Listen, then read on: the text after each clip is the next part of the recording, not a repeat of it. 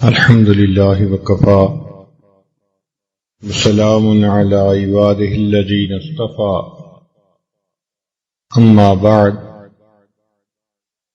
أعوذ بالله من الشيطان الرجيم بسم الله الرحمن الرحيم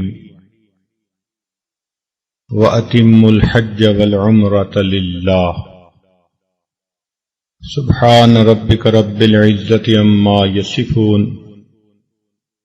وسلام على المرسلين والحمد لله رب العالمين اللهم صل على سيدنا محمد وعلى آل سيدنا محمد وبارك وسلم اللهم صل على سيدنا محمد وعلى آل سيدنا محمد وبارك وسلم اللهم صل على سيدنا محمد وعلى آل سيدنا محمد وبارك وسلم وَأَتِمُّ الْحَجَّ وَالْعُمْرَةَ لِلَّهِ،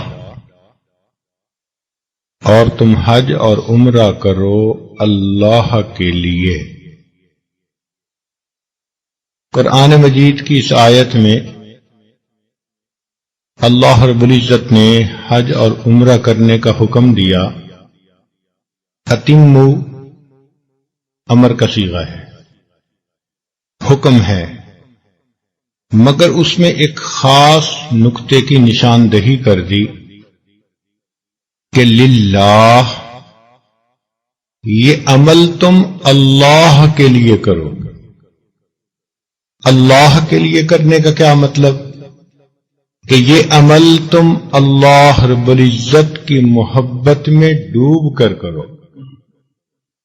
انسان کئی کام کرتا ہے، لیکن اس پر جو نیت غالب ہو، جو رنگ غالب ہو، وہ عمل اسی کے لیے کہا جاتا ہے۔ مثال کے طور پر ایک آدمی اپنے بچوں کے لیے کوئی چیز لاتا ہے تو گو وہ سب مل کے کھا لیتے ہیں، لیکن بیوی سمجھتی ہے کہ یہ بچوں کے لیے آئی ہے، چنانچہ کئی مرتبہ اگر کسی بات پہ تکرار ہو جائے تو کہہ بھی دیتی ہے تم جو کرتے ہو اپنے بچوں کے لیے کرتے ہو، میرے لیے کیا کیا؟ اس لیے کہ میاں اور بیوی کے درمیان محبت کا ایک تعلق ہوتا ہے، اور محبت چاہتی ہے کہ رنگ غالب ہو، پتہ چلے کہ یہ میرے لیے عمل ہوا۔ بالکل اللہ رب العزت بھی یہ چاہتے ہیں کہ یہ حج اور عمرے کا عمل بہت ساری عبادات پر مشتمل ہے۔ اس راستے میں انسان نمازیں بھی پڑھتا ہے، تلاوت بھی کرتا ہے، روزے بھی رکھ لیتا ہے، مال بھی اللہ کے راستے میں خرچ کرتا ہے، ایک دوسرے کے ساتھ حسن و سلوک کا معاملہ بھی کرتا ہے، مگر ان تمام اعمال میں اللہ رب العزت کی محبت کا رنگ غالب ہو۔ اس لیے خاص طور پر اس کی نشاندہی کی کہ عمرہ اور حج کرو تو میرے لیے کرو، جو کہ حدیث پاک میں آتا ہے کہ قرب قیامت میں بعض لوگ حج کریں گے سیر کی خاطر۔ فرمایا میری امت کے عمراء جو امیر لوگ ہوں گے وہ سیر و سیاحت کے لیے حج کریں گے، اور جو میری امت کے علماء ہوں گے وہ تفاخر کے لیے حج کریں گے، ایک دوسرے کے اوپر فخر ظاہر کرنے کے لیے، میں اتنے حج کر چکا، میں اتنے عمرے کر چکا۔ اور میری امت کے غرباء سوال کرنے کے لیے، بھیک مانگنے کے لیے حج کریں گے۔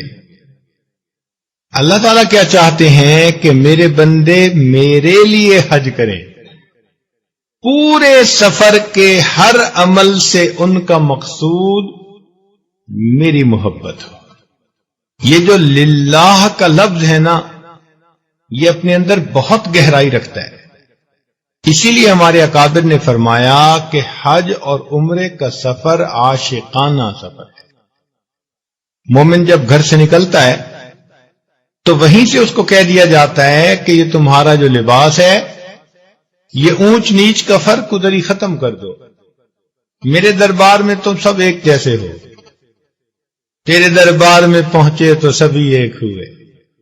فرمایا مرد 2 چادروں میں لپٹ جائیں، دیکھنے میں کفن کی مانند ہے مگر اس کو احرام کہا جائے گا. بکھرے بال ہوں گے، گرد آلود چہرے ہوں گے، سفر کی تھکن ہوگی، ایسے جیسے دنیا کی زیب و زینت سے کوئی واسطہ ہی نہیں. نہ تم خوشبو لگا سکتے ہو، نہ اپنے بال کاٹ سکتے ہو، نہ تم کوئی فحش بات اس حالت میں کر سکتے ہو. حتیٰ کہ میاں بیوی اگرچہ ایک دوسرے کے لیے حلال ہیں مگر احرام کی حالت میں تم میاں بیوی بھی آپس میں کوئی محبت کی بات نہیں کر سکتے. اس کا اندازہ اس بات سے لگائیے کہ ایک آدمی حج کے سفر پہ چلا، اب اس نے احرام باندھا، تو احرام باندھنے پر جیسے اور بہت ساری چیزیں حرام ہو گئیں، بیوی کے ساتھ جو ایک تعلق ہوتا ہے میاں بیوی کا وہ بھی حرام ہو گیا. اب آدمی نے وقوف عرفات بھی کر لیا، مزدلفہ بھی کر لیا، مینا میں آ کر شیطان کو کنکریاں بھی مار لی، قربانی بھی کر لی. قربانی کرنے کے بعد حلق کروا کے احرام اتار بھی لیا. فرمایا تمہارے لیے سب چیزیں حلال ہو گئیں مگر بیوی اب بھی حلال نہیں ہوئی. کیوں؟ کہ تم نے طواف زیارت نہیں کیا. وہ اصل مقصود تھا، پہلے ہماری زیارت کرو، ہم سے ملاقات کرو، اس ملاقات کے بعد بیوی کی محبت تمہارے لیے جائز ہوگی. تو معلوم ہوتا ہے کہ یہ جو للہ کا لفظ ہے یہ ہمیں پیغام دے رہا ہے کہ یہ سیر و سیاحت کا سفر نہیں، یہ اللہ رب العزت کی محبت کا سفر ہے.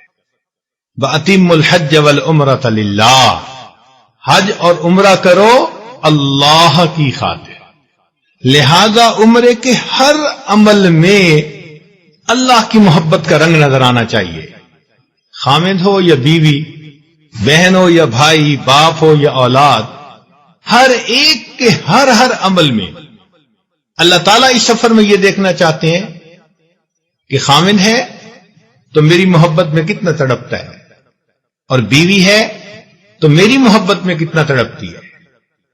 میرے لیے کرو. زبیدہ خاتون کے بارے میں آتا ہے، اس نے نہر زبیدہ بنوائی، لاکھوں انسانوں نے فائدہ اٹھایا. جب اس کی وفات ہوئی، خواب میں کسی کو نظر آئی، اس نے پوچھا کہ زبیدہ تمہارا کیا معاملہ ہوا؟ کہنے لگی کہ اللہ رب العزت کے حضور پیشی ہوئی، اللہ رب العزت کے سامنے میرا عمل پیش کیا گیا، نہر زبیدہ والا. اللہ رب العزت نے فرمایا کہ ہاں تمہاری زبان سے لفظ نکلے، خزانے کا پیسہ لگا اور مزدوروں کا پسینہ بہا. تم یہ بتاؤ کہ تم نے میری خاطر کیا مشقت اٹھائی؟ کہنے لگی کہ میں تو بہت ہی زیادہ ڈر گئی، خوف زدہ ہو گئی، اس لیے کہ میں شہزادی تھی اور میں تو تن کا توڑ کر دورہ بھی نہیں کرتی تھی، تو میں تو کوئی مشقت والا کام کرتی نہیں تھی. اور اللہ تعالی کی طرف سے یہ پوچھا گیا کہ بتاؤ تم نے میری خاطر کیا کیا؟ تو میں گھبرا گئی، مگر اللہ رب العزت کی رحمت جوش میں آئی. فرمایا ہاں تمہارا ایک عمل ہے جو تم نے میری خاطر کیا. کون سا عمل؟ فرمایا کہ ایک مرتبہ تمہیں بھوک لگی ہوئی تھی، کھانا کھا رہی تھی، تم نے لقمہ سالن میں ڈبویا اور اپنے منہ کی طرف لے جانے لگی تو عین اس وقت ادھر سے اذان کی آواز بلند ہوئی، اللہ اکبر. تم نے جیسے ہی اللہ کا لفظ سنا تو تم نے فیل کیا کہ تمہارے سر پہ دوپٹہ پورا نہیں آدھا تھا. تم نے لقمے کو رکھ دیا اور میرے نام کی عزت کی خاطر تم نے پہلے سر کو ڈھانپا اور پھر لقمہ کھایا. یہ جو لقمہ کھانے میں تم نے تھوڑی دیر کی تاخیر کی، یہ میری محبت کی وجہ سے کی. ہم نے اس عمل پر تیرے گناہوں کی مغفرت کر دی. اللہ تعالیٰ فرماتے ہیں وَأَتِمُّ الْحَجَّ وَالْعُمْرَةَ لِلَّهِ، حج اور عمرہ کرو اللہ کے لیے. تو یہ یاد رکھیں کہ جو سفر ہم نے کیا ہے یہ ایک مقصد کے لیے کیا ہے، اور وہ مقصد ہے اللہ رب العزت کو راضی کرنا. وہ ہرگز راضی نہیں ہوں گے جب تک ہم اس سفر میں اللہ تعالی پر یہ ظاہر نہ کر دیں کہ اللہ ہمیں کائنات کی ہر چیز سے زیادہ آپ کے ساتھ محبت ہے. اٹھنے میں، بیٹھنے میں، چلنے میں، پھرنے میں، ہر عمل میں، ہر سانس میں اللہ کی محبت لپٹی ہوئی ہو. یہ کیسے ہو سکتا ہے؟ اسی لیے احرام کی حالت میں تلبیہ پڑھنے کا حکم دیا. لبیک اللہم لبیک، حاضر ہوں اے میرے اللہ میں حاضر ہوں. لبیک لا شریک لک لبیک، حاضر ہوں تیرے ساتھ کوئی شریک نہیں. ان الحمد والنعمت لک والملک. دیکھا، سب تعریفیں، سب نعمتیں اور یہ ساری شاہی کس کے لیے؟ اللہ کے لیے. تو حاضر ہوں کا کیا مطلب ہے؟ اے پروردگار، ترکت اللات والعزى جميعا، سب لات و منات میں نے چھوڑ دیے. ہر وہ چیز جو مجھے اللہ سے غافل کر کے اپنی طرف متوجہ کرتی ہے وہ میرے لیے لات اور منات کی مانند ہے. یہ لات اور منات پتھر کے نہیں ہوتے، یہ بسا اوقات انسانی شکل میں بھی ہوتے ہیں. جب کسی کی محبت اللہ سے بڑھ جائے وہ تیرے لیے لات اور منات کی مانند ہے. تو یوں سوچو کہ ترکت اللات والعزى جميعا، میں نے لات اور عزا تمام کے تمام چھوڑ دیے. کذالک یفعل الرجل البصیر، ہر بصیرت رکھنے والے شخص کو ایسے ہی کرنا چاہیے. ہم جب نکلیں اپنے گھر سے تو گویا سب نفسانی بتوں کو ہم نے توڑا اور اللہ کی طرف رخ موڑا اور اسی کی محبت میں ڈوب کر نکلے. تو یہ تلبیہ اسی کا اقرار ہے. صحابہ رضی اللہ عنہم جب چلے نبی علیہ السلام کے ساتھ 10 ہجری میں، تو جب احرام باندھا تو تلبیہ پڑھ رہے تھے. حدیث پاک میں آتا ہے کہ جبرائیل علیہ السلام اترے اور نبی علیہ السلام کی خدمت میں عرض کیا کہ اے اللہ کے پیارے محبوب صلی اللہ علیہ وسلم، اللہ تعالیٰ فرماتے ہیں اپنے یاروں سے کہو تلبیہ کو اونچا پڑھیں. اس خاص پیغام کو دینے کے لیے اللہ نے اپنے پیغامبر کو بھیجا، پیغام پہنچانے والے کو. صحابہ کرام کہتے ہیں کہ اللہ کے اس پیغام پہنچنے کے بعد ہم اتنا تلبیہ پڑھتے تھے، اتنا تلبیہ پڑھتے تھے کہ پڑھ پڑھ کر ہمارے حلق خشک ہو جاتے تھے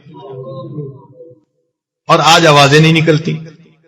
پینے کو پانی کی جگہ جوس پیتے ہیں، کھانے کو جگہ ان کو روٹی کی بجائے چکن پیس چاہیے. مگر زبان اللہ کے ذکر سے اتنی عاجز بن گئی کہ تلبیہ اونچی آواز سے نہیں پڑھ پاتے. گھنٹوں گزر جاتے ہیں تلبیہ نہیں پڑھتے اور حالت احرام میں ہوتے ہیں. یہ کیسا عمرہ ہوا بھائی؟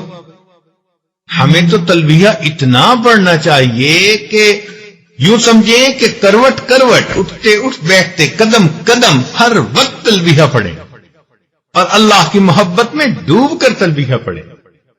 اس لیے فقہا نے لکھا ہے کہ جب انسان اونچائی پہ چڑھے تو چڑھنے سے پہلے تلبیہ پڑھے، جب نیچے اترے تو اترنے سے پہلے تلبیہ پڑھے، ہر تبدیلی حال کے اوپر تلبیہ پڑھے.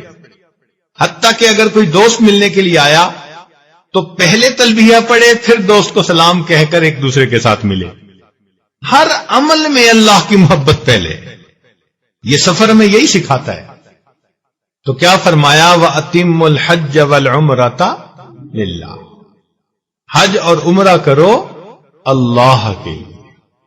ہم ایک مقصد لے کر نکلے ہیں، اللہ تعالیٰ کو وہی عمل پسند جو اس کی محبت میں ڈوبا ہوا، اس لیے فرماتے ہیں وَيُطْعِمُونَ الطَّعَامَ عَلَى حُبِّهِ مِسْكِينًا وَيَتِيمًا وَأَسِيرًا، اور وہ مسکین، یتیم اور اسیر کو کھانا کھلاتے ہیں عَلَى حُبِّهِ، اللہ کی محبت کی بنا پر۔ یہ مقصود ہے اصل۔ ایسا نہ ہو کہ قیامت کے دن ہم کہیں اللہ عمرے کا سفر کیا تھا، اللہ فرمائے تم نے میرے لیے کیا کیا تھا؟ بتاؤ تو صحیح، اس سفر میں تم نے میرے لیے کیا کیا؟ تو بھائی مقصود کو سامنے رکھیں، اس لیے اس سفر میں جتنی بھی مشقتیں آئیں ان کو خندہ پیشانی سے برداشت کریں۔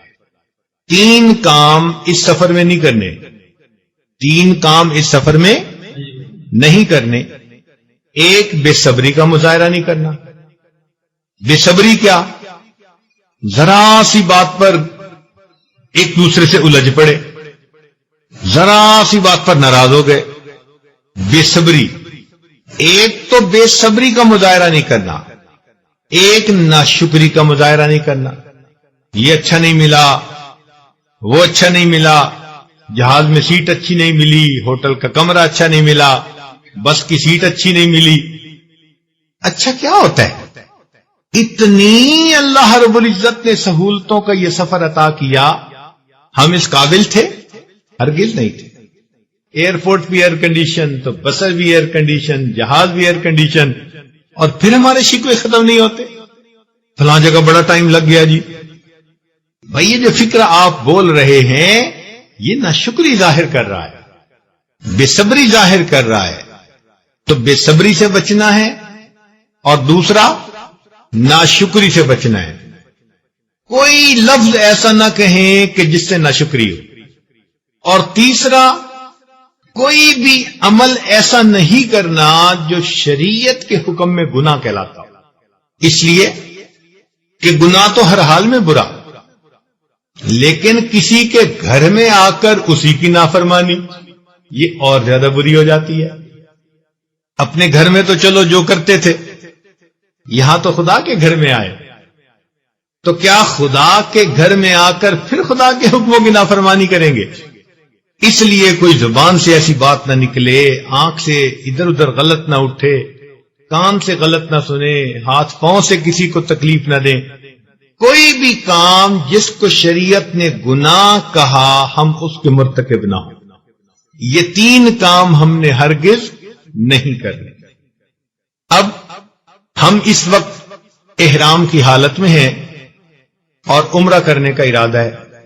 ہم رات پہنچے تھے تو رات میں بھی یہ عمل کر سکتے تھے، مگر عورتیں بھی تھیں، بچے بھی تھے، ہم جیسے بوڑھے بھی تھے، تو اگر ہم رات ہی کو یہ عمل کرتے تو یہ گلے سے اتارنے والی بات ہوتی۔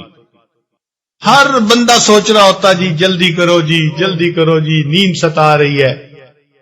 تو کیا ہم اتنا سفر کر کے اس لیے آئے تھے کہ 2 گھنٹے کے بجائے 2.25 گھنٹے میں عمرہ ہو جائے؟ نہیں، ہم تو مستقل ایک عبادت کرنے کے لیے آئے ہیں۔ اس لیے ہم نے وقفہ ڈالا، بیمار لوگ دوائی لے لیں، صحت مند ہو جائیں، تھکے ہوئوں کو آرام مل جائے، اور عشاء کے بعد انتہائی فریش حالت میں ہم اپنے رب کے دربار میں حاضر ہوں۔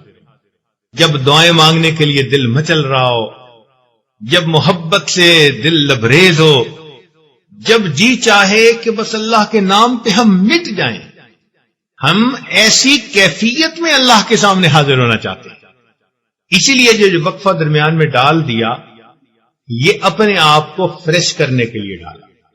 اب انشاءاللہ عشاء کی نماز کے بعد اندازاً 10 بجے، اس لیے کہ عشاء کے متصل بھی رش زیادہ ہو جاتا ہے، 10 سے لے کے رات 1 بجے تک یہ 3 گھنٹے ایسے ہیں کہ ہمارا اور دوستوں کا بہت عرصے کا تجربہ ہے کہ اس وقت میں عام طور پہ رش کم ہوتا ہے۔ تو بہرحال عشاء کے بعد انشاءاللہ ہم مسجد میں جائیں گے تو مسجد میں جا کر ہم نے 5 کام کرنے ہیں. ایک کام تو یہ کرنا ہے کہ ہم جیسے ہی مسجد حرام میں جائیں گے تلبیہ پڑھتے ہوئے جائیں گے. اچھا، تلبیہ کا مسئلہ سمجھ لے کہ احرام باندھتے وقت تلبیہ سے احرام شروع ہوتا ہے اور حجر اسود کے سامنے پہنچ کر جب استلام کرتے ہیں تو اس سے پہلے تلبیہ کا وقت ختم ہو جاتا ہے. وہ نعرہ تو اس وقت تھا جب آ رہے تھے ملنے کے لیے تو دیوانہ وار لبیک لبیک لبیک کہہ رہے تھے. جن لوگوں کو نہیں پتا ہوتا وہ بیچارے طواف میں بھی تلبیہ پڑھ رہے ہوتے ہیں، مسئلے کا جو پتہ نہیں ہے. تو اس لیے تلبیہ اس وقت میں پڑھ لیں. عورتیں ہمیشہ آہستہ پڑھیں اور مرد ہمیشہ اونچا پڑھیں.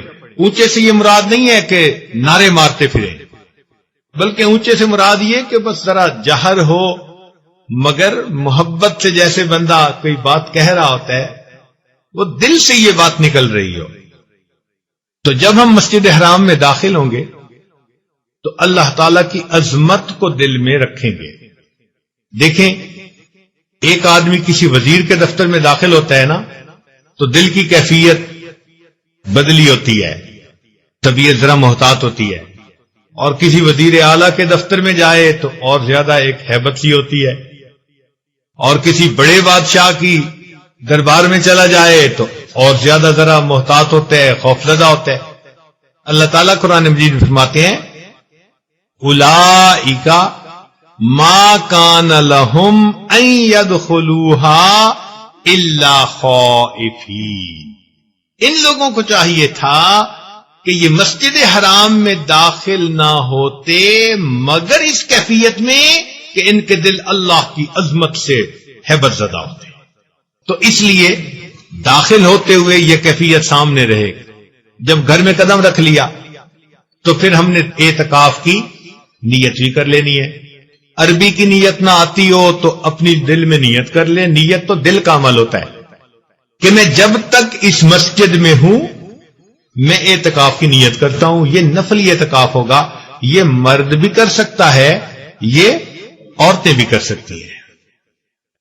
ہمارے ہاں دستور یہ ہے کہ جب کوئی مہمان آتا ہے تو چاہتے ہیں کہ مہمان نے جو بات کہی پوری کر دیں. جی گھر آ کے کی ہے اس نے، جی وہ گھر آیا تھا یہ کہنے کے لیے تو میں نے بات مان لی. تو ہمارے ہاں ایک عام دستور ہے. اللہ رب العزت بھی مہمان نوازی فرماتے ہیں. فرمایا کہ جب تم آؤ گے اور میرے گھر پر تمہاری پہلی نظر پڑے گی تو پہلی نظر پر تم جو دعا مانگو گے ہم تمہاری اس دعا کو قبول کر لیں گے. سبحان اللہ.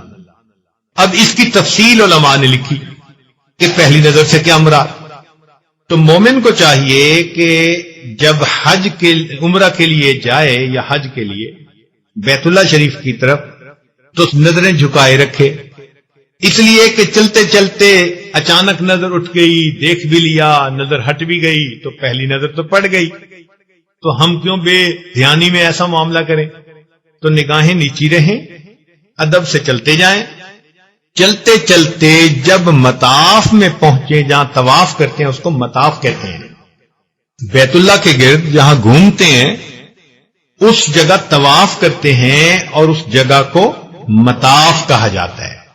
اب اس مطاف میں جب پہنچ جائیں گے نا، باہر کا لیول اونچا ہے اور بیت اللہ شریف نیچے کی جگہ پر ہے، نچان کی جگہ پر. تو آپ کو کئی ساری سیڑھیاں نیچے اترنا پڑے گا وقفے وقفے سے. تو اس کا طریقہ یہ ہے کہ جماعت میں ہم چلیں گے تو بس نگاہیں نیچی ہوں اور چلتے جائیں چلتے جائیں چلتے جائیں. جہاں جا کر ہم رکیں گے تو آپ سمجھ لیں کہ اب یہاں پر ہم بیت اللہ کے سامنے. تو آپ بے شک چند سیکنڈ اپنے آپ کو وہاں پر تھوڑا سنبھال لیں اور جب آپ سمجھیں کہ اب میں حاضر ہوں، دل حاضر ہے، اب آرام سے نظر اٹھائیں اور نظر چھپکنے سے پہلے جو کوئی خاص دعا مانگنا چاہتے ہیں وہ دعا مانگ لیں. اب سوال پیدا ہوا کہ کیا خاص دعا مانگیں؟ کسی نے امام اعظم ابو حنیفہ رحمۃ اللہ علیہ سے پوچھا کہ حضرت دعائیں بہت ہیں اور نظر ایک ہے، اب پلک چھپک جاتی ہے تو کیا مانگے؟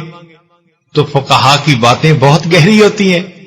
امام اعظم رحمۃ اللہ علیہ نے فرمایا کہ تم پہلی نظر میں یہ دعا مانگنا، اے اللہ مجھے مستجاب الدعوات بنا دے۔ کیا مطلب؟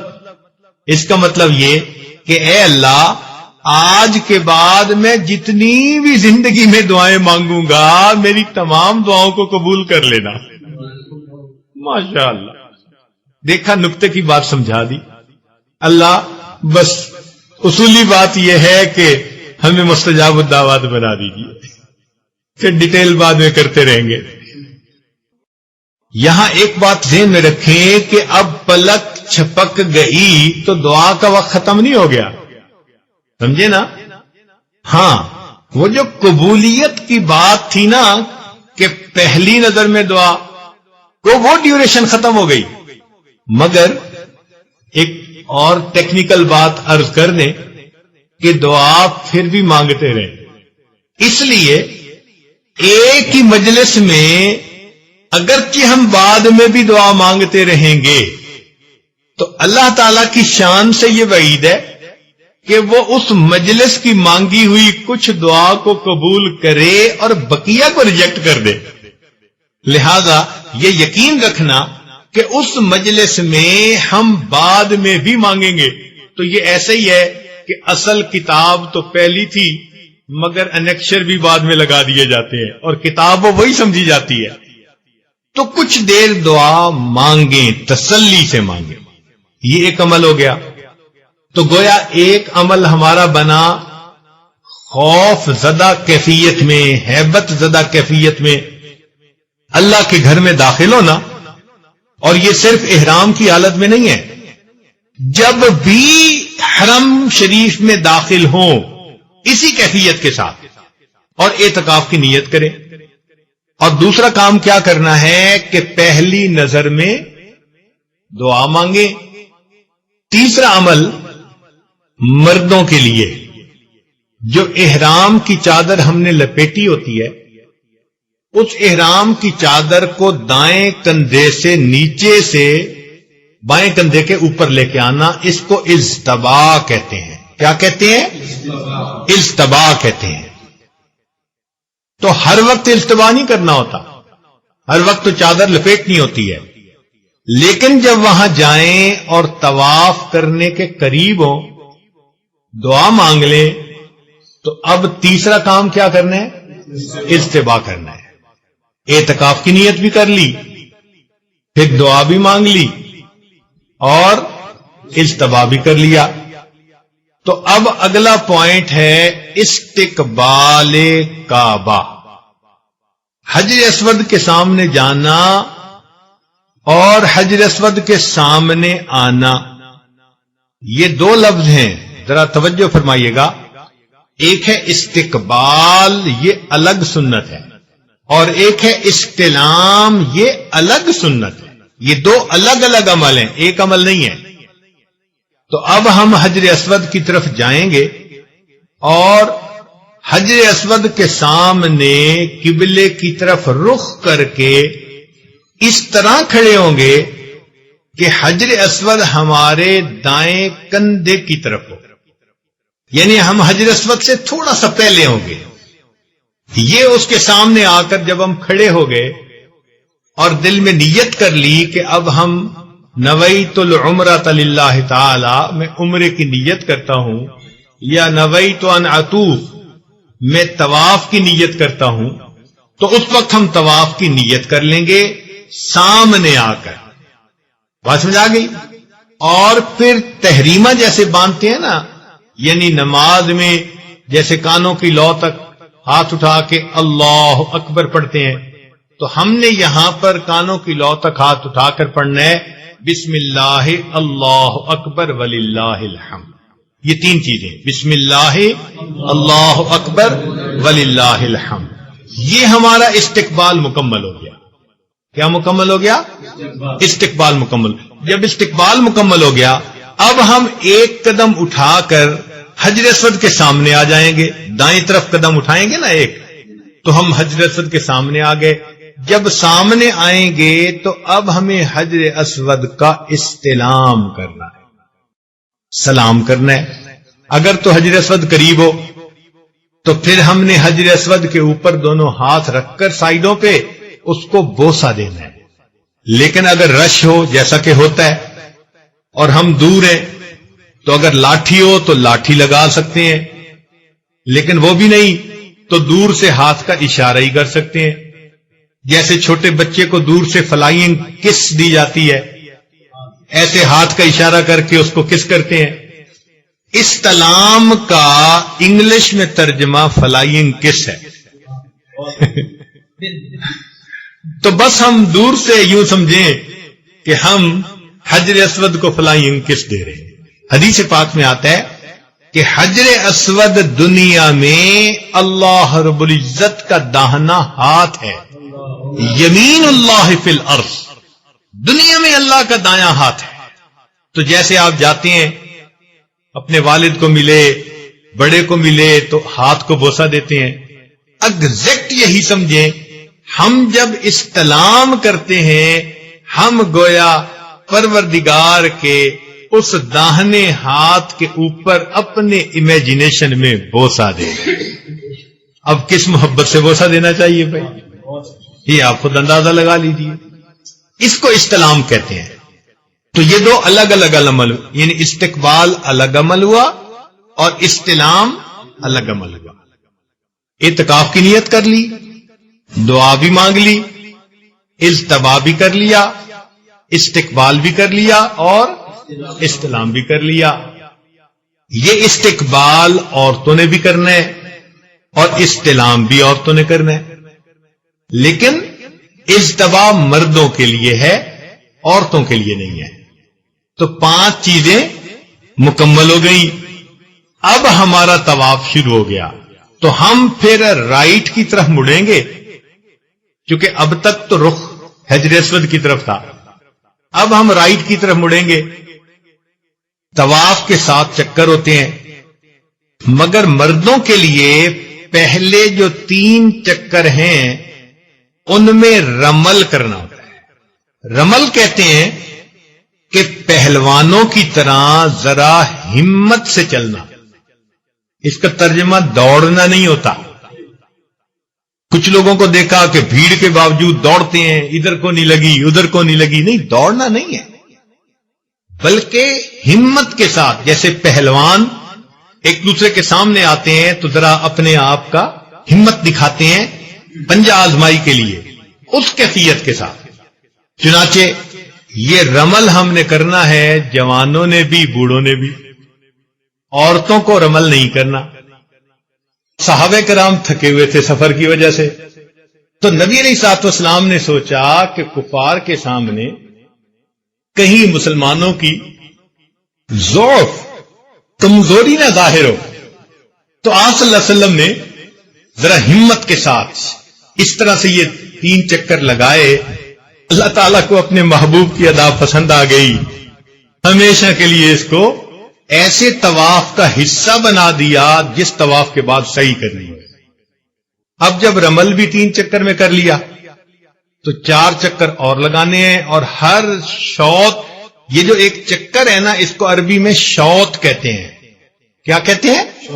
شوط کہتے ہیں. تو 7 شوط کا ایک طواف بنتا ہے, اور ہر چکر جب پورا ہوگا تو حجر اسود کے سامنے آ کے پھر استلام کریں گے. 7 چکر مکمل کر کے جب ہم نے استلام کر لیا تو طواف مکمل ہو گیا. اب طواف کے بارے میں چند ایک باتیں ذہن میں رکھ لیجئے کہ طواف ایک عبادت ہے. جیسے نماز عبادت ہے تو نماز میں انسان اپنی آنکھوں, اپنی نظروں کو ادھر ادھر نہیں بھٹکا سکتا کہ کھڑے نماز میں اور دائیں بھی دیکھ رہے ہیں بائیں بھی دیکھ رہے ہیں. نہیں, اسی طرح طواف کے دوران بھی نگاہیں نیچی رہیں, بیت اللہ شریف کی طرف نہیں دیکھنا.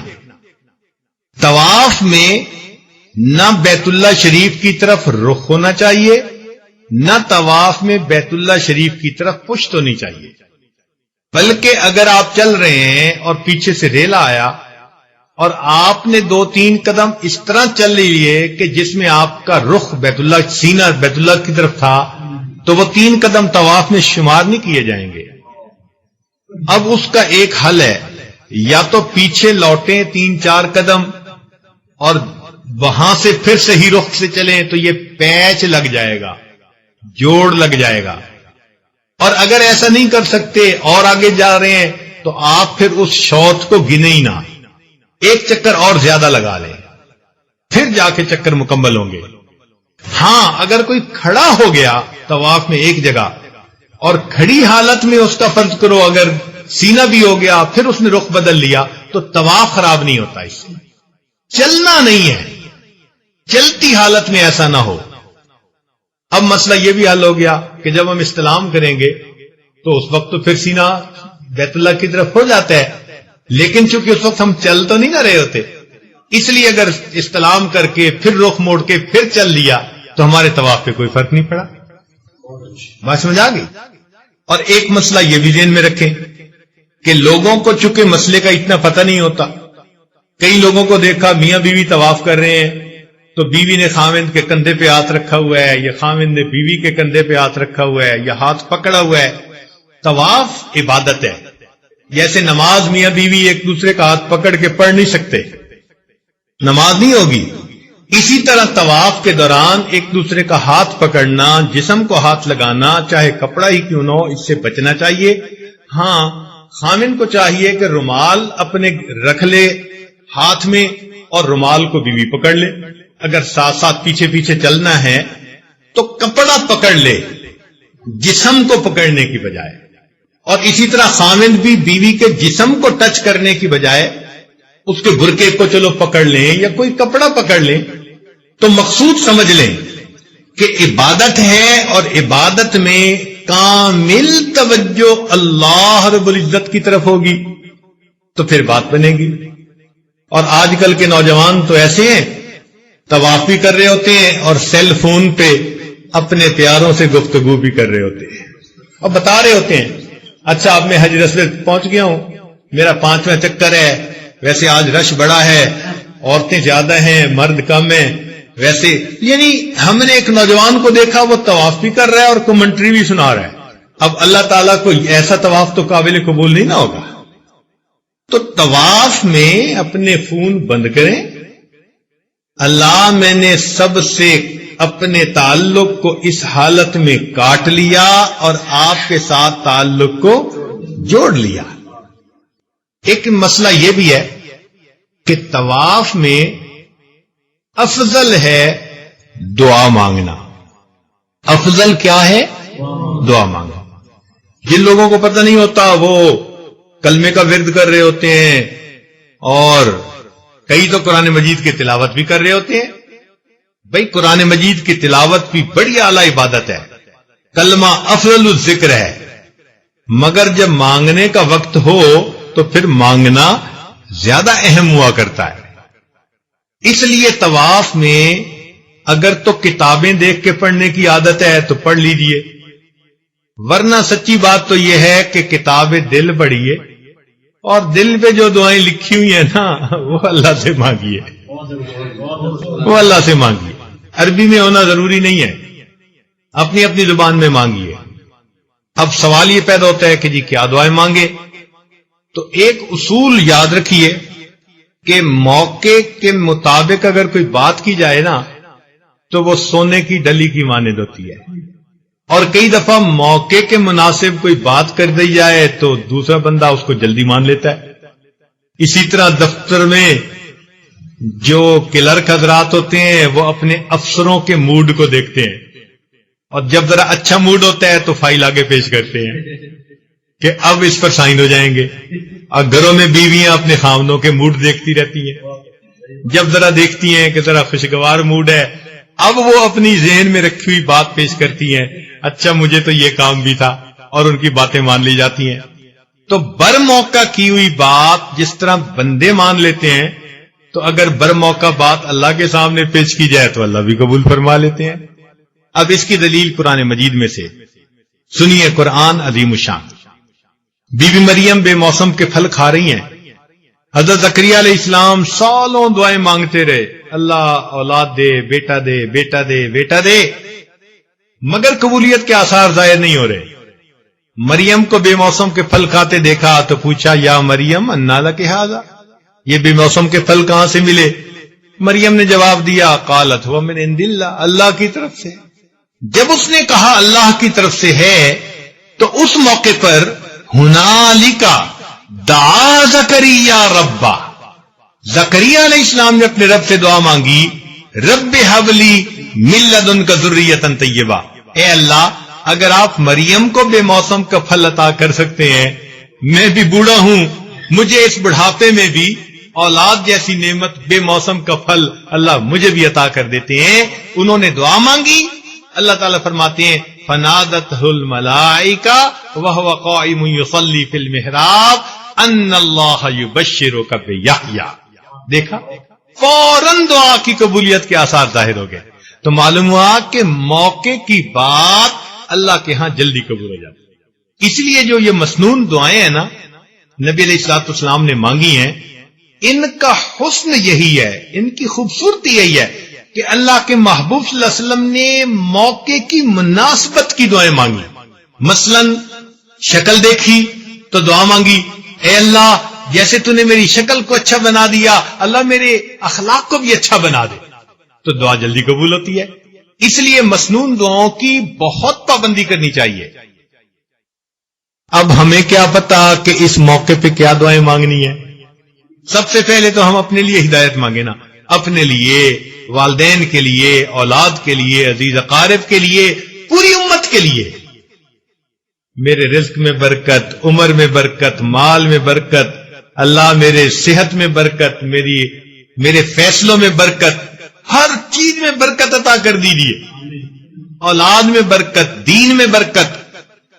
اللہ ہمیں نفس کی خباثتوں سے امن دے دیجیے، شیطان کے ہلاکت خیز حملوں سے امن دے دیجیے، حاسدوں کے حسد سے امن دے دیجیے، دشمنوں کی دشمنی سے امن دے دیجیے، دوستی کے رنگ میں دشمنی کرنے والوں سے بھی امن دے دیجیے، اور اے اللہ دنیا کے ہر خوف سے امن دے دیجیے۔ میرے مولا ہمیں قیامت کے دن جہنم کی آگ سے بھی امن عطا فرما دے۔ اے اللہ ہم آئے تو آپ ہی کی خاطر یہ عمل کرنے ہیں، اگر کوئی کمی بیشی رہ بھی گئی تو معاف کر کے اس عمرے کو فقط اپنے محبت کے لیے، اپنے لیے اس کو بنا لیجئے۔ ایسا نہ ہو کہ ہمارا یہ آنا سفر بیکار نہ گزرے۔ اے مولا بڑی دور سے آیا ہوں، اے اللہ بڑی دور سے آیا ہوں اور بڑی دیر سے آیا ہوں، بڑی دور سے آیا ہوں اور بڑی دیر سے آیا ہوں۔ مولا آپ کو منانے کے لیے، آپ کو پانے کے لیے آیا ہوں۔ اپنے عمرے کے عمل کی قبولیت کی اللہ سے دعا مانگیں۔ آپ اس طواف کے اندر جتنا بھی مانگیں گی تو یقیناً اللہ رب العزت کی طرف سے رحمتیں ہوں گی اور اللہ تعالیٰ آپ پر اپنی خصوصی رحمتیں عطا فرمائیں گے۔ ایک مسئلہ یہ بھی ہے، محرم بندے کو چاہیے کہ وہ جب تک احرام اتر نہ جائے اس وقت تک بیت اللہ شریف کے ساتھ نہ لپٹے۔ احرام والے بندے کو وہاں نہیں جانا چاہیے، لوگ بھی خوشبو لگا کے کھڑے ہوتے ہیں اور بیت اللہ کی دیوار پر بھی خوشبو لگائی ہوئی ہوتی ہے، تو اس لیے حالت احرام میں کوئی چلا گیا اور اگر خوشبو لگ گئی تو لینے کے دینے پڑ جائیں گے۔ اس لیے محرم کو، محرم کہتے ہیں احرام کی حالت میں جو ہو، تو محرم بندے کو چاہیے کہ وہ جب تک احرام اتر نہ جائے اس وقت تک بیت اللہ شریف کے ساتھ نہ لپٹے۔ اگر احرام اتار لیا، اب ماشاءاللہ جتنا موقع ملے، ہمارے بڑے بوڑھوں کو گھڑیوں کی قیمت کا پتہ ہوتا ہے لیکن قبولیت دعا کے مقامات کا پتہ نہیں ہوتا۔ اتنی یعنی لا علمی اور جہالت کا وقت آ گیا کہ ایک بڑے میاں سے پوچھا کہ آپ نے عمرہ کر لیا؟ کہنے لگا ہاں میں نے کوٹھے کے 7 چکر تو لگا لیے۔ کوٹھا سے مراد بیت اللہ، یعنی بیت اللہ کے 7 چکر لگا کر وہ سمجھا کہ میرا عمرہ مکمل ہو گیا، نہ سعی کی نہ کچھ اور کیا، اور بال بھی کٹوا لیے، کپڑے بھی پہن لیے۔ تو اتنی لا علمی کا وقت ہے، اس لیے یہ سفر کرنے سے پہلے خود بھی علماء سے سیکھنا چاہیے اور کوشش کرنی چاہیے کہ سفر کے دوران بھی ایسے لوگوں کا ساتھ ہو کہ جو وقت پڑنے پر انسان کو مسئلہ بتاتے رہے، سمجھاتے رہے۔ دیکھیں نا، کام تو ہم نے کیا اور مکمل نہ کیا تو پھر ہمارا اتنا مال، پیسہ، وقت قربان کرنے کا فائدہ کیا ہوا؟ تو یہ چیز ہمیشہ ذہن میں رکھیں کہ مسائل کو سامنے رکھیں، خود بھی پڑھیں اور علماء سے پوچھتے بھی رہیں۔ اچھا، یہ تو ہو گیا طواف۔ اب عمرے میں کیا کرنا ہوتا ہے؟ 2 رکعت نفل پڑھ لیے، مقام ابراہیم پہ دعا کر لی۔ مقام ابراہیم سے مراد یہ نہیں کہ جہاں وہ پتھر ہے جہاں ابراہیم علیہ السلام کھڑے ہو کر انہوں نے کعبے کی تعمیر کی، بالکل اس کے ساتھ وہ نفل پڑھنا، یہ نہیں ہے۔ جیسے بعض لوگ ساتھ نفل پڑھنے کے شوق میں طواف والوں کے لیے مصیبت کر دیتے ہیں، راستہ روک لیتے ہیں، مشکل ہو جاتی ہے، خود بھی پریشان ہوتے ہیں اور دوسروں کے لیے بھی پریشانی کا سبب بنتے ہیں۔ بلکہ اس کی سیدھ میں پیچھے چلے جائیں اور پرسکون ہو کے 2 رکعت نفل پڑھیں۔ اس کے بعد پھر زمزم پینا ہوتا ہے۔ پہلے زمزم ایک کنویں کی شکل میں تھا اور شروع میں تو اس میں سے خود ڈول بھر کے نکالتے تھے اور پیتے تھے۔ حضرت مولانا احمد علی لاہوری رحمۃ اللہ علیہ جب آئے تو یہ مقام ابراہیم اس وقت ایک جگہ پر فکس نہیں تھا، یہ اٹھا کے پتھر کبھی ادھر رکھ دیتے تھے، کبھی ادھر رکھ دیتے تھے۔ درمیان میں جب بارش کا طوفان آیا تو بارش کا طوفان اتنا تھا کہ سیلاب کی شکل میں، تو یہ پتھر اس کے ساتھ لڑکتا لڑکتا اجیاد پہنچ گیا محلے میں۔ پھر وہاں سے اس کو اٹھا کے لائے تو اس کے بعد سے پھر اس کو ایک جگہ پر فکس کر دیا گیا۔ پھر لوگوں سے اس کی ڈر تھا کہ کہیں اس کو نقصان نہ پہنچائیں، کیونکہ اشراف کے ساتھ اشرار بھی آ جاتے ہیں عقیدے کے مخالف، اس لیے پھر اس کے اوپر انہوں نے شیشے کا ایک، یعنی چاروں طرف جو ہے ایک جگہ بنا دی تاکہ دور سے دیکھنے والے دیکھ سکیں، اس کو ہاتھ نہ لگا سکیں۔ مگر پہلے یہ کھلا ملتا تھا۔ تو مولانا احمد علی لاہوری رحمۃ اللہ علیہ ایک مرتبہ تشریف لائے تو انہوں نے زمزم پینا تھا، تو انہوں نے کیا کیا کہ وہ یہ پتھر کو اٹھا کر لے گئے زمزم کے پاس اور ڈول پانی کا نکال کر انہوں نے پاؤں کے نشان میں ڈالا اور اس پاؤں کے نشان سے وہ پانی پینے لگے۔ یہ بڑوں کی باتیں ہیں جن کو محبت ہوتی ہے اکابر کے ساتھ۔ زمزم کو دیکھنا بھی، کنویں کے اندر نظر ڈالنا بھی عبادت ہے۔ حدیث پاک میں آتا ہے کہ بیت اللہ کو دیکھنا عبادت، ماں باپ کے چہرے کو دیکھنا عبادت، کسی عالم کے چہرے کو دیکھنا عبادت، قرآن مجید کو دیکھنا عبادت، اسی طرح زمزم کو دیکھنا بھی عبادت، یعنی کنویں کے اندر نظر ڈالنا۔ اب آج کوئی آدمی وہاں جا ہی نہیں سکتا اس لیے کہ اس کو کور کر دیا گیا، تو نیت کر لینے سے ثواب مل جائے گا کہ اگر ہمیں قدرت ہوتی تو ہم زمزم میں ضرور دیکھتے۔ تو جہاں بھی اس وقت زمزم کا انتظام ہے، آپ وہاں قبلہ رخ ہو کر اس کو پی لیں اور وہیں کھڑے ہو کر آپ اگر دعا مانگ لیں گے تو انشاءاللہ وہ جو قبولیت دعا والی برکت ہے وہ اللہ تعالی ہمیں بھی عطا فرما دیں گے۔ نبی علیہ الصلوۃ والسلام نے فرمایا کہ زمزم کو جس نیت سے پیا جائے یہ اسی نیت پر کے مطابق بندے کو بدلہ دیتا ہے۔ مثلا بھوکا بندہ بھی اس کو پی لے تو بھوک اتر جاتی ہے، پیاسا پی لے تو پیاس اتر جاتی ہے، تاہم زمزم پیتے وقت جو دعا مانگی جائے وہ قبول ہوتی ہے۔ اب اس پر علماء نے بہت لکھا جی کہ کیا دعا مانگے، تو بعض نے کہا کہ بھائی چونکہ یہ پینے کی چیز ہے تو انسان اپنی موت کے وقت کی پیاس کو یاد کرے اور یہ دعا مانگے کہ اے اللہ اب میں جو زمزم پی رہا ہوں اس کے بدلے میرے موت کے وقت کی پیاس کو بجھا دیجیے۔ بعض نے قیامت کے دن کی سختی کے وقت کو دیکھا کہ اس وقت کی پیاس کو بجھائیے. جو عقل معاد رکھنے والے لوگ تھے انہوں نے نکتہ نکالا. انہوں نے فرمایا کہ دیکھو بھئی یہ پینے کی چیز ہے اور علم کے گھونٹ بھی بندہ بھرتا ہے، تو پیتے ہوئے دعا مانگے کہ اے اللہ مجھے بھی علم کے دریا، علم کے سمندر عطا فرما دی.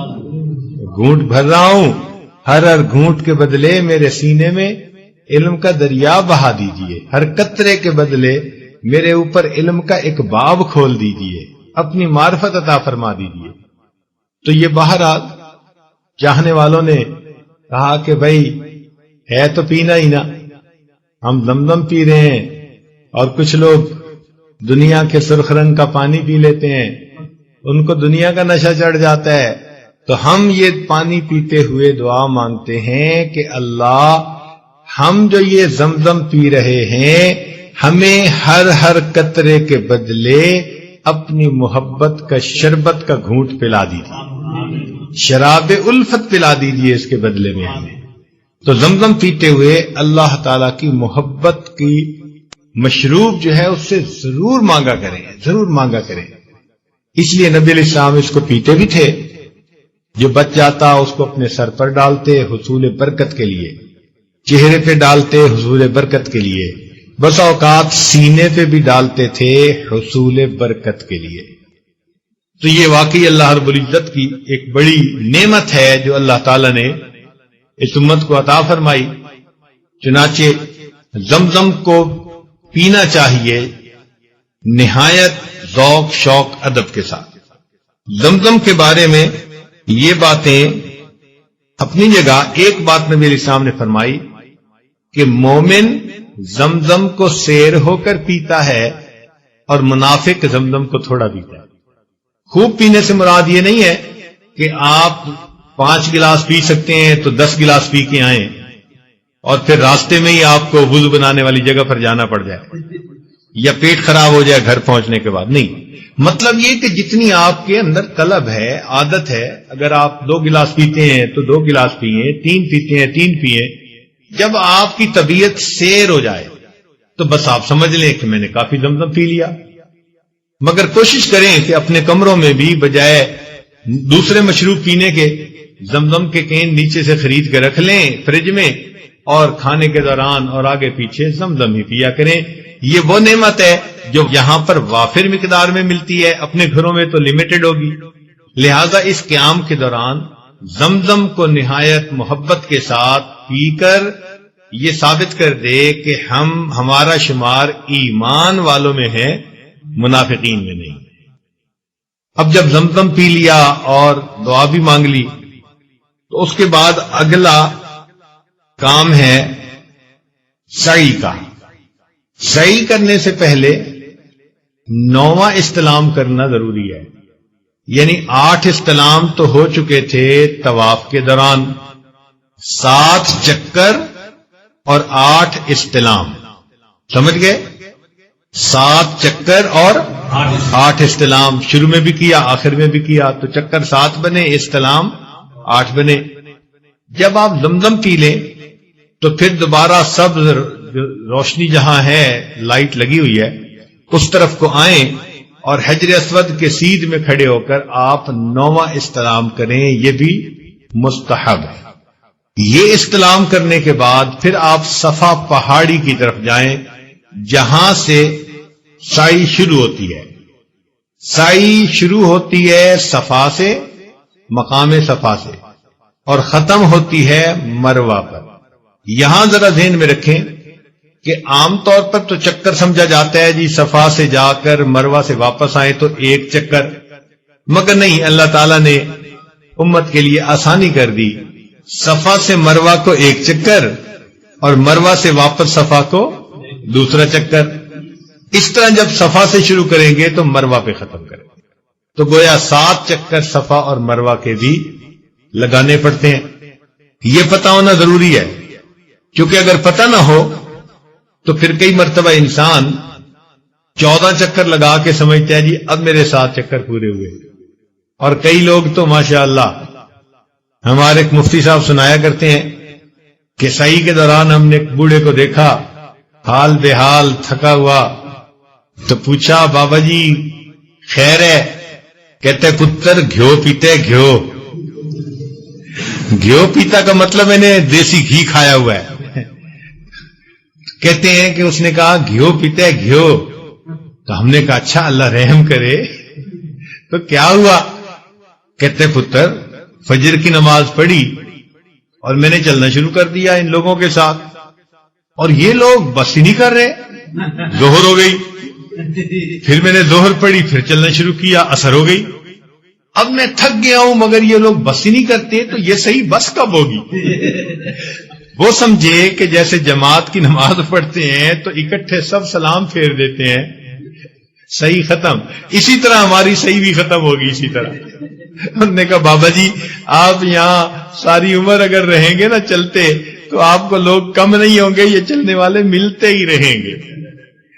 تو یہ پتہ ہونا ضروری کہ صحیح کے 7 چکر ہیں، 7 چکر لگانے کے بعد چکر مکمل ہو جاتا ہے۔ جی جو 7 چکر ہیں، اس سے ہر چکر میں پہاڑی دونوں پہاڑیوں تو جانا ضروری ہے کہ وہیں سے ٹرن لینا؟ سوال پوچھ رہے ہیں کہ کیا ہر چکر میں پہاڑی کے اوپر چڑھنا ضروری؟ ہاں، اتنا اوپر چڑھنا کہ جہاں سے بیت اللہ شریف نظر آ جائے یہ ضروری ہے۔ اس لیے آپ دیکھیں گے کہ وہاں پر ایک ستون ہے، ہم جب اس ستون کے ساتھ جا کے کھڑے ہوتے ہیں نا تو سامنے ایک اور ستون اور سیڑھی کے درمیان سے سیدھا بیت اللہ پر نظر پڑتی ہے، تو بس ہم وہاں تک جاتے ہیں اور وہیں سے پھر واپس آ جاتے ہیں۔ تو اتنا چڑھنا ضروری کہ جہاں سے بیت اللہ شریف نظر آ جائے۔ اب صفا سے تو نظر بھی آتا ہے، مروہ سے نظر نہیں آتا، لہذا مروہ پر ہم ذرا زیادہ اوپر چڑھ جاتے ہیں تاکہ اس میں کوئی کمی نہ رہے۔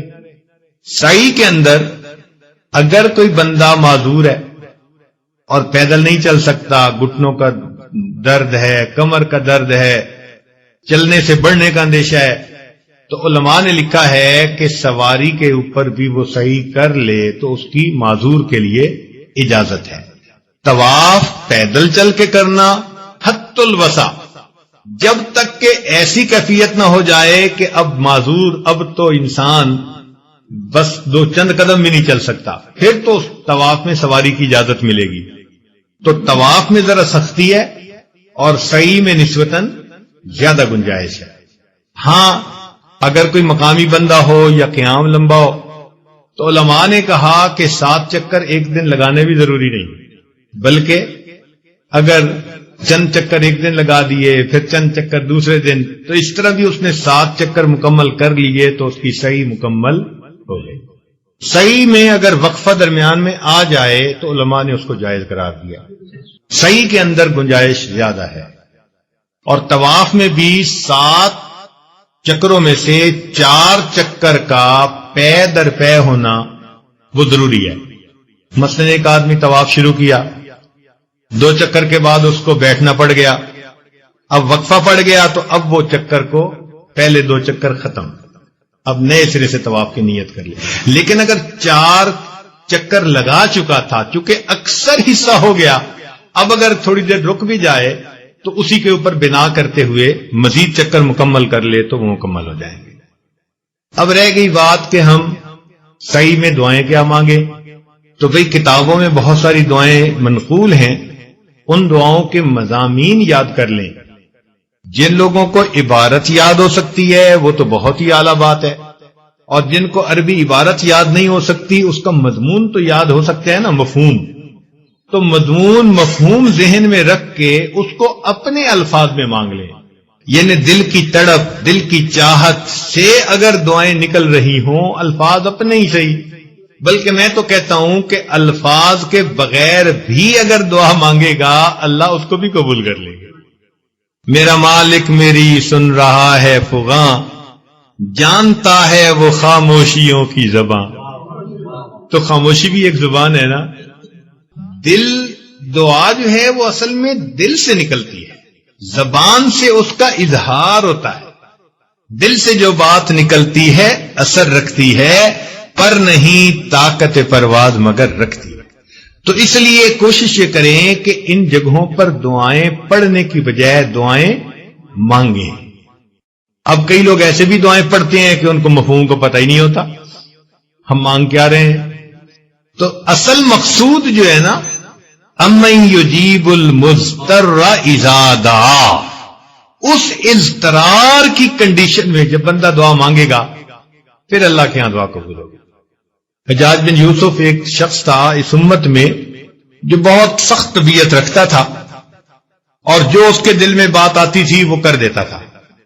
ایک دفعہ وہ طواف کر رہا تھا تو اس نے دیکھا کہ مطاف کے اندر ایک اندھا بیٹھا دعا مانگ رہا ہے، اللہ میری آنکھوں کو بینا کر دے، مجھے روشنی عطا کر دے. وہ حجاج اس کے قریب سے جب گزرنے لگا تو اس نے اس کو پاؤں کی ٹھوکر مار کے کہا اندھے تجھے پتہ ہے میں کون ہوں؟ تو وہ بیچارہ حیران ہو گیا کہ یہ کون ہے. پوچھا کون؟ کہنے لگا حجاج بن یوسف. وہ تو گھبرا گیا. تو حجاج بن یوسف نے کہا کہ دیکھ میں طواف کر رہا ہوں اور میرے چند چکر باقی ہیں، میرے طواف مکمل کرنے تک اگر تیری آنکھیں ٹھیک نہ ہوئی نا میں نے تجھے قتل کروا دینا. اور ساتھ ایک سپاہی بھی متعین کر دیا کہ اندھا بھاگنے نہ پائے. خود طواف کرنے لگ گیا. اب تو جی اندھے کا حال ہی عجیب. دعا مانگتا تھا اللہ پہلے تو میں بینائی کا سوال کرتا تھا اب تو زندگی کا سوال.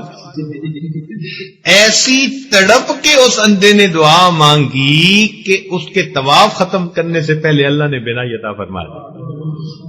حجاج بن یوسف نے کہا کہ میں نے اپنے بڑوں سے یہ بات سنی ہوئی ہے کہ جیسے تم پہلے دعا مانگ رہے تھے نا قیامت تک یہاں بیٹھ کر بیت اللہ کے سامنے وہ دعا پڑھتے رہتے تمہاری بینائی کبھی نہ ملتی، کیونکہ زبان سے الفاظ نکل رہے تھے دل حاضر نہیں تھا. اب جب تمہیں جان کی فکر ہوئی کہ میری تو موت اور زندگی کا سبب ہے یہ، اب تم نے تڑپ کے دعا مانگی، اور جو بندہ اس مطاف میں تڑپ کے دعا مانگے اللہ کبھی اس کی دعا کو رد نہیں کیا گیا. تو بھئی ہماری خوش نصیبی ہے کہ اللہ رب العزت نے ہمیں اس عظمت والی جگہ پر حاضری کی توفیق عطا فرمائی. تو بیت اللہ کے سامنے تڑپ کے مانگیے، جو مانگیں گے قبول ہوگی. تاہم ایک نقطہ میں نے عرض کیا تھا کہ موقع کے مناسب اگر دعا مانگیں گے تو جلدی قبول ہوگی.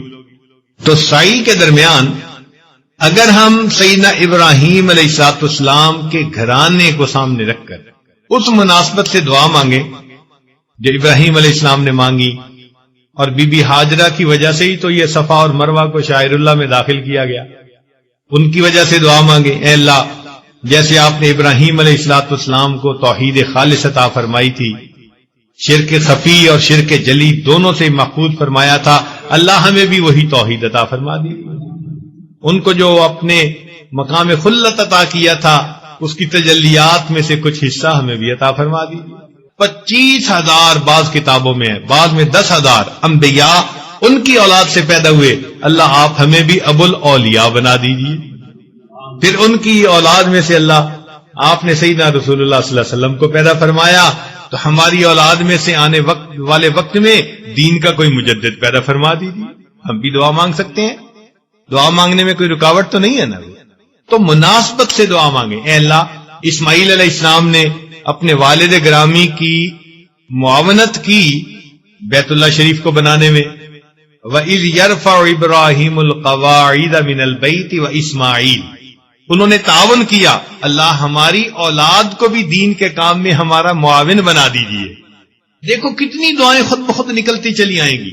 ابراہیم علیہ السلام نے دعا مانگی تھی اے اللہ میں نے اپنی اولاد کو آپ کے گھر کے قریب آ کر بسایا، اے اللہ انسانوں کے دل ان کی طرف مائل کر دیجیے، یعنی لوگوں کے دلوں میں ان کی محبت بھر دیجیے. تو یہ نعمت اپنی اولاد کے بارے میں بھی مانگے کہ ہماری اولاد کو دنیا میں عزت ملے. پھر فرمایا وَارْزُقْهُم مِّنَ الثَّمَرَاتِ، اللہ ان کو کھانے کو پھل عطا فرما دیجیے. ہم بھی اپنی اولاد کے لیے مانگے اے اللہ ہماری آنے والی اولادوں کو بھی حلال طیب پاکیزہ رزق دیجیے، ان کو کھانے کو پھل عطا فرما دیجیے. لِيُقِيمُوا الصَّلَاةَ، تاکہ یہ نمازیں پڑھیں. اے اللہ ہماری اولاد کو بھی اپنے لیے عبادت گزار بنا دیجیے. لعلہم یشکرون، اے اللہ ہماری اولادوں کو بھی اپنے شکر گزار بندوں میں شامل.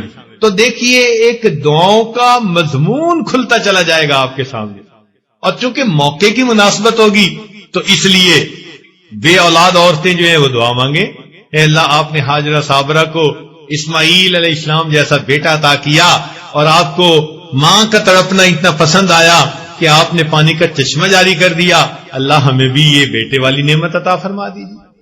تو یہ جو دعائیں مانگیں گے نا آپ، اس میں آپ کو کتاب دل پڑھنے کی ضرورت ہے، کوئی ظاہر کی کتاب پڑھنے کی ضرورت نہیں ہے۔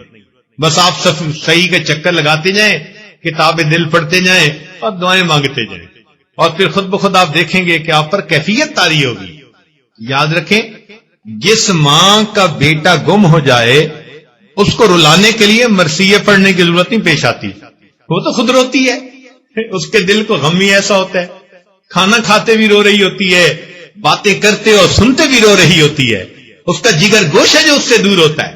تو جب دل کی لگی ہو اور بندے کو یہ احساس ہو کہ اللہ آپ نے مجھے اپنے گھر کی یہ نعمت عطا فرما دی، معلوم نہیں زندگی میں پھر موقع ملے گا یا نہیں ملے گا، اور میرے سر پہ تو گناہوں کے اتنے بڑے بڑے گٹھڑ ہیں جو میں بخشوانے کے لیے آیا ہوں۔ جب دل کو غم لگ جائے گا پھر آنسو بہانے کے لیے کسی دعا پڑھنے کی یا شعر پڑھنے کی ضرورت نہیں رہے گی، خود بخود آنکھوں کی زبان سے آپ دعا پڑھا کریں گے۔ جیسے لوگ الفاظ سے دعا مانگتے ہیں نا، آپ اپنے آنسوؤں سے دعا مانگیں۔ یہ جو آنسو ہے نا، یہ خاموش پیغام دے دیتے ہیں۔ کسی بزرگ بندے کا ایک عجیب کلام ہے، جیڑا لطف ہے رومن اندر او وچ بیان نہ آوے،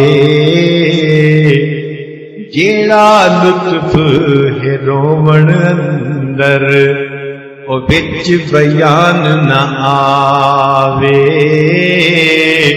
رونا دل دی میل اتارے نالے رٹھڑے یار مناوے۔ تو وہی رونے میں ایک عجیب لطف اور مزہ ہے، یہ دل کی میل اتارتا ہے اور ناراض محبوب کو راضی کر دیتا ہے۔ تو جب آپ دل سے دعا مانگیں گے تو دیکھیں گے کہ اللہ رب العزت کی رحمت ہوگی، اور اللہ تعالیٰ گناہوں کو بھی بخشیں گے، اور اللہ تعالیٰ ہماری امیدوں سے بڑھ کر ہمیں عطا فرمائے۔ صفا پہ دعا قبول، مروہ پہ قبول، جو درمیان میں سرخ لائٹوں کے درمیان جہاں مرد دوڑتے ہیں تو وہاں بھی دعا قبول۔ ہمارے اس دفعہ کے گروپ میں چونکہ نوجوان بہت ہیں تو ماشاءاللہ سبز لائٹوں کے درمیان اس دفعہ دوڑ کے مقابلے بھی ہوتے رہتے ہیں، بغیر اعلان کے، کسی اعلان کے بغیر۔ جب وہاں پہنچتے تھے تو ماشاءاللہ گرم خون، جوان خون تھا، تو ماشاءاللہ پھر سبقت ہوتی تھی، وہاں بھی دعا قبول۔ تو یہ قبولیت دعا کے مقامات ہیں۔ اب آپ نے 7 چکر اس طرح سے لگا لیے تو مقام مروہ پر پھر آپ دعا مانگیں، اور پھر حرم میں آ کر 2 رکعت نفل شکرانے کے پڑھیں کہ اللہ تعالیٰ نے اعمال عمرہ کرنے کی توفیق عطا فرمائی۔ اس کے بعد پھر حلق کروا سکتے ہیں۔ حلق کروانے میں مرد حضرات اگر اس طرح پھروائیں تو اس کو حلق کہتے ہیں، مشین پھرائیں تو اس کو قصر کہتے ہیں۔ قرآن مجید میں دونوں کا تذکرہ، محلقین رؤوسکم و مقصرین، مگر حلق والوں کا تذکرہ پہلے، اور نبی علیہ السلام جب حجۃ الوداع کے لیے تشریف لے گئے تو آپ نے بھی حلق کروایا، اس لیے یہ زیادہ افضل عبادت ہے۔ تو مرد لوگ حلق کروائیں، البتہ عورتوں کے لیے یہ ہے کہ وہ اپنے سر کے تمام بالوں کو اکٹھا کر کے ان کے اینڈ کے اوپر جتنے بال ایک انگلی کی لپیٹ کے برابر ہے، یعنی یہ انگشت شہادت ہے نا، اس کے گرد لپیٹ کے دیکھیں تو انگشت شہادت کے گرد لپٹ کر جتنی جگہ بنتی ہے، 1.25 انچ ہے، ½ انچ ہے، انچوں میں خود ہی اس کو ٹرانسفارم کر لیں، تو اتنے تمام بالوں کو کاٹنا، ایک لٹ نہیں کاٹنی، تمام بالوں کو کاٹنا۔ اچھا، بال کاٹنے کے بارے میں چند باتیں وضاحت طلب ہے کہ مرد لوگ تو چلو حجام سے بال کٹوا کے آئے، عورتیں کیا کریں؟ اگر تو محرم مرد ہیں تو وہ ان کے بال کاٹ دیں، اور اگر محرم مرد نہیں اور سب عورتیں ایسی ہیں جنہوں نے اعمال عمرہ کر لیے، صرف بال کٹوانے باقی ہیں، تو وہ چاہیں تو اپنے بال خود بھی کاٹ سکتی ہیں، اور اگر اپنے خود کاٹنے میں ان کو دقت ہے تو دوسری ایسی عورت جو باقی تمام اعمال کر چکی، صرف بال کاٹنے باقی ہیں، تو وہ ایک دوسرے کے بال کاٹ سکتے ہیں۔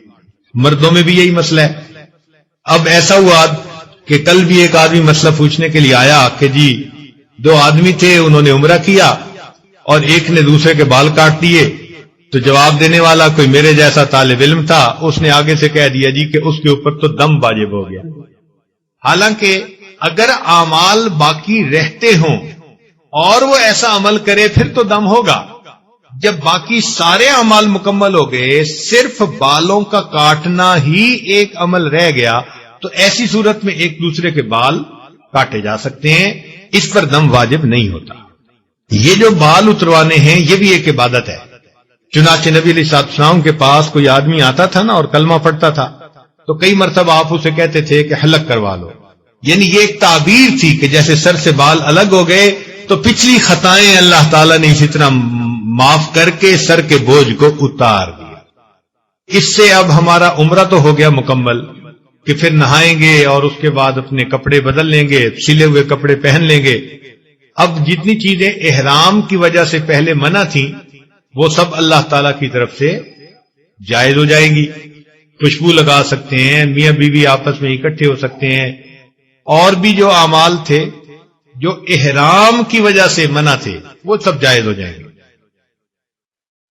ایک بات سمجھیے, شریعت کا ایک مزاج ہے اور وہ یہ کہ جہاں انسان کے اندر کی شہوت, حیوانیت, نفسانیت بالکل ختم ہو جائے, حیا اس پر غالب آئے, ان محرم رشتوں میں مردوں اور عورتوں کو اکٹھا ہونے کی اجازت دی.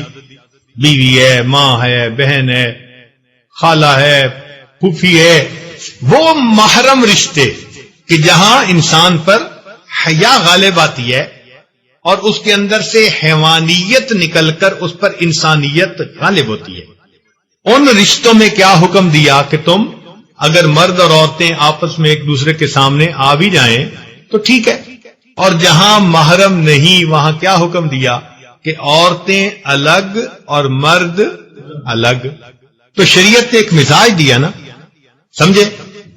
مگر یہاں پر شریعت نے ایسا نہیں کیا کہ جی دن میں مرد طواف کریں, عورتیں رات میں طواف کریں. کوئی ٹائم کی پابندی نہیں لگائی, یا اس نماز کے بعد یہ طواف کریں اور مرد اس نماز کے بعد کریں, نہیں. دن اور رات, مردوں کے لیے بھی اجازت اور عورتوں کے لیے بھی اجازت. یہ کیا مسئلہ ہے بھائی؟ ہے نا ایک نکتے کی بات. اس کی وجہ یہ تھی کہ اللہ رب العزت یہ چاہتے ہیں کہ جب میرے بندے میری ہی محبت میں ڈوب کر یہ سفر کر رہے ہیں تو میں یہ چاہتا ہوں کہ اگرچہ ایک وقت میں ایک میدان میں مرد بھی طواف کر رہے ہیں, مرد بے شک اندر کی طرف کریں, عورتیں کناروں پر کریں, مگر جگہ تو ایک ہی ہے نا, اور آتے جاتے دونوں قریب قریب ہی ہوں گے نا. تو آخر یہاں پر یہ کو ایجوکیشن کیسی بھائی؟ تو شریعت کا اس میں ایک نقطہ سمجھ لیجیے کہ اللہ رب العزت نے یہاں آنے سے پہلے ایک بات سمجھا دی کہ اپنے گھروں میں جب تک تم گناہ نہیں کرتے تھے گناہ نہیں لکھا جاتا تھا, ارادے پہ گناہ نہیں ملتا تھا. میرا حرم ایسی پاک جگہ ہے, وَمَن يُرِدْ فِيهِ بِإِلْحَادٍ بِظُلْمٍ نُذِقْهُ مِنْ عَذَابٍ غَلِيظٍ. ارادہ بھی گناہ کا کر لوگے تو تمہیں ہم سخت ترین عذاب دیں گے. معلوم ہوا کہ حرم کے اندر اگر شہوت کی نظر بھی غیر پر پڑ گئی تو انسان کی سزا اور عذاب کے لیے یہی کافی. اب سمجھ گئے یہاں پر کتنا سخت قانون کر دیا گیا, اور فرمایا کہ اب ذرا آ کر تم میری محبت میں ڈوب کے اکٹھا طواف کرو, مگر مرد بھی میری محبت میں ڈوبے ہوئے ہوں اور عورتیں بھی میری محبت میں ڈوبی ہوئی ہوں. اور ہم نے دیکھا ہے ایسا کہ مطاف اللہ کا گھر وہ ایسی جگہ ہے کہ جہاں جا کر مرد کو مردانگی یاد نہیں رہتی, عورت کو نسوانیت یاد نہیں ہوتی. یہ مرد بھی اللہ کی محبت میں رو رہا ہوتا ہے, عورت بھی اللہ کے سامنے فریاد کر رہی ہوتی ہے, ایک دوسرے کی طرف بالکل دھیان نہیں ہوتا. یہ وہ منظر ہے جو اللہ تعالیٰ اپنے فرشتوں کو دکھانا چاہتے ہیں کہ تم کہتے تھے یہ جائیں گے فساد مچائیں گے، ذرا میرے بندوں کو دیکھو، جوانیاں بھی ہیں، موقع بھی ہے، مگر ایک دوسرے کی طرف آنکھ بھی نہیں اٹھا رہے، وہ بھی میری محبت میں رو رہا ہے، یہ بھی میری محبت میں آہیں بھر رہی ہے، ذرا دیکھو یہ میرے بندے ہیں۔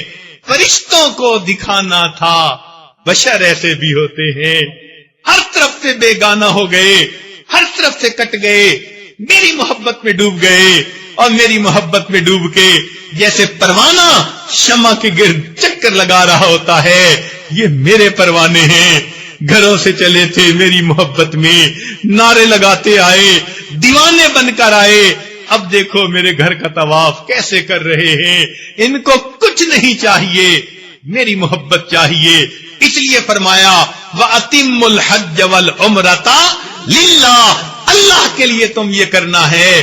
جب اس طرح طواف کرے گا تو پھر ایسا طواف بندے کی بخشش کا سبب بن جائے گا۔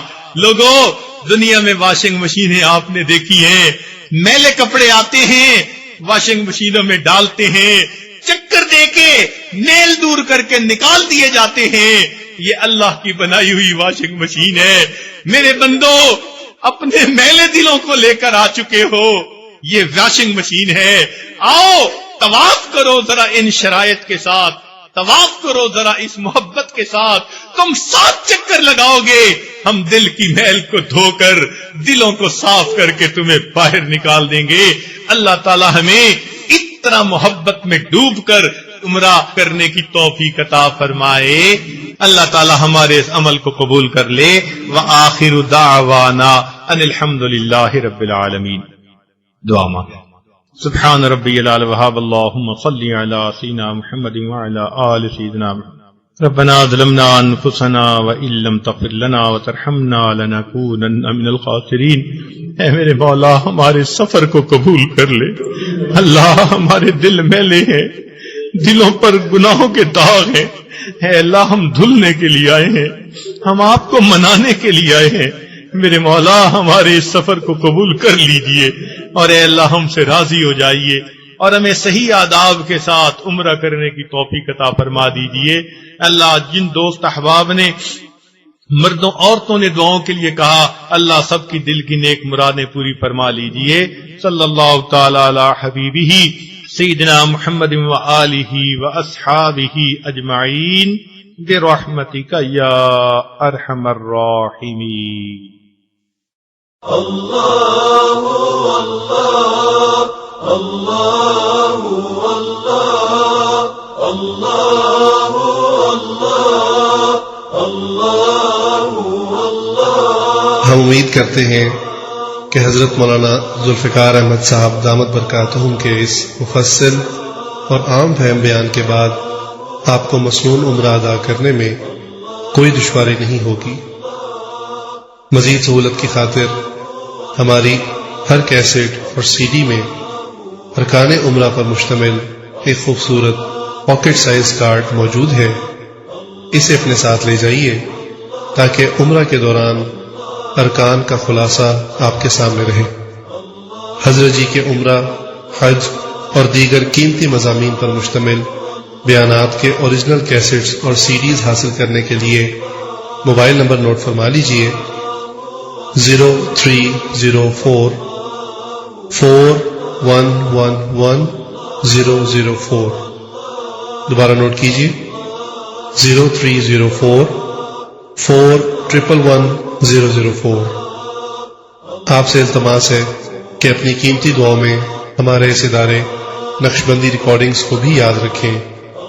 دعا ہے کہ اللہ تعالی ہم سب کو حرمین شریفین کی بار بار زیارت نصیب فرمائے، آمین۔ ادارہ نقشبندی ریکارڈنگز۔ لبیک لبیک لبیک لبیک لبیک لا شریک لک